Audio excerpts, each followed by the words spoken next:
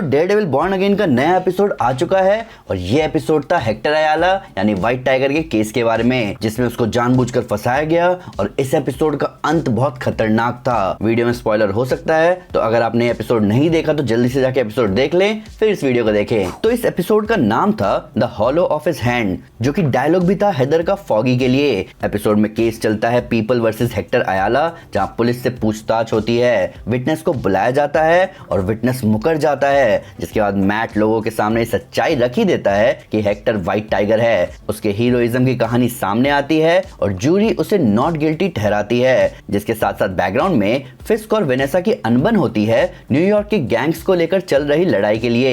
Episode शुरू होता है हेक्टर के मैट को पोर्टो रिको के बीच के बारे में बताते हुए, जिसपे मैट उसे प्रॉमिस करता है कि वो उस बीच को फिर से देखेगा। हेक्टर यहाँ ये भी बताता है कि बीच पर एक फ्रॉग पाए जाते थे जो कि गाते हैं सीटी की आवाज में, और हमें एपिसोड के एंड क्रेडिट्स में इन्हीं फ्रॉग्स की आवाज सुनाई देती है। व्हाइट टाइगर जा चुका है और व्हाइट टाइगर का रोल प्ले करने वाले कमार दे लॉस रेस भी हमारे बीच नहीं रहे, पर उनकी ये ऑसम परफॉर्मेंस हम फैंस नहीं भूलेंगे। अब एपिसोड की शुरुआत में एक और चीज होती है, कुछ गैंग मेंबर्स दूसरे राइवल गैंग मेंबर की जान ले लेते हैं, वो भी रेड हुक में। अब रेड हुक के बारे में एपिसोड 1 में ही वेनेसा ने बोला था 5 फैमिलीज की मीटिंग के दौरान कि वहां कोई वसूली नहीं होगी, जबकि इस एपिसोड में वही होता है और यही शुरू करता है गैंग वॉर। अब वेनेसा ये सब नहीं चाहती और वो एपिसोड के बीच में इस वॉर को शांत भी करवाती है, पर किंग पिन के बड़े गोल्स हैं, इसीलिए उसे फर्क नहीं पड़ रहा इस लड़ाई से। अब अगर आप फिस्क के हाथों पर ध्यान दोगे तो आपको उसके नकल्स पर चोट दिखेगी। ऐसी चोट किसी को पंच मारने से आती है, ये सेम चोट उसके हाथों में पिछले एपिसोड में भी थे, पर ये चोट कहां से आई? क्या फिस्क ने उस एडम की पिटाई करी है जिसके बारे में उसने वेनेसा से कहा था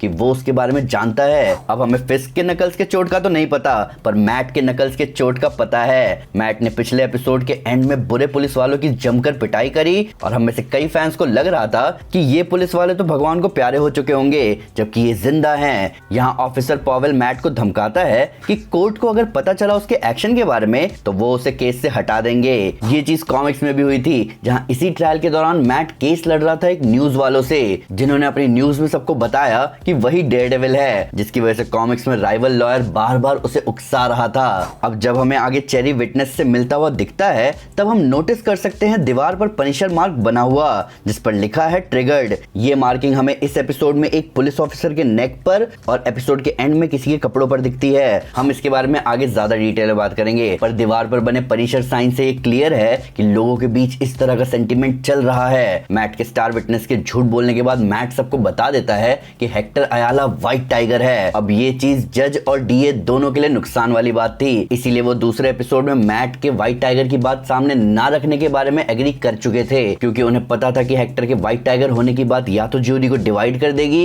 या वो पूरी तरह हेक्टर की तरफ हो जाएंगे। अब यहाँ मैट बोलता है हेक्टर से कि इस केस के बाद वो व्हाइट टाइगर नहीं बन सकता, क्योंकि सबको उसका सीक्रेट पता चल जाएगा, जबकि वो केस खत्म होने के बाद व्हाइट टाइगर बनता है, क्योंकि उसने जेल में ही कहा था कि व्हाइट टाइगर ना होना उसके लिए मौत की तरह है। वहीं जेल में मैट हेक्टर को बताता है कि बिना विजिलेंटी बने भी लोगों की मदद की जा सकती है। ये मैट अपने एक्सपीरियंस से बोल रहा है, जहां वो पिछले 1 साल से लोगों की मदद कर रहा है बिना डेयरडेविल बने। अब जहां मैट विटनेस स्टैंड पर लोगों को लाता है जिनको हेक्टर ने व्हाइट टाइगर बनकर बचाया है, वहीं मैट उन पुलिस वालों के भी नाम लेता है जिन्होंने हेक्टर को अच्छा काम करते हुए देखा था।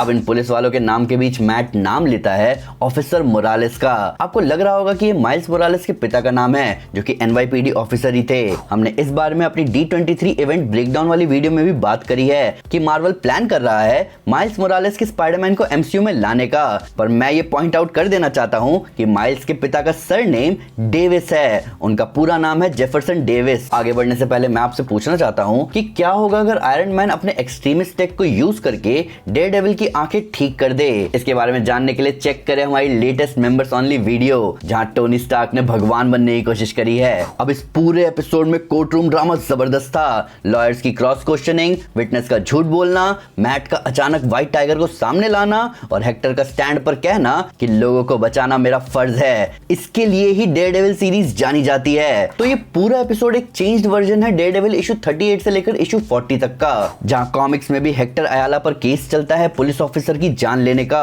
और मैं कहना चाहूंगा कि कॉमिक्स वाली स्टोरी ज्यादा खतरनाक थी। यहाँ सीरीज में हेक्टर के हीरोइज्म की बारे में जानते ही जूरी उसे छोड़ देती है, जबकि कॉमिक्स में डीए इतना मजबूत केस रखता है कि जूरी वहां उसे दोषी कहती है, जहां वो इस डिसीजन को नहीं मानता और पुलिस की गन अपने हाथ में लेकर वहां से भागता है और कोर्ट की सीढ़ियों पर मारा जाता है। अब सीरीज का टेक थोड़ा डिफरेंट था, पर एपिसोड के एंड में इसका आउटकम सेम ही निकला।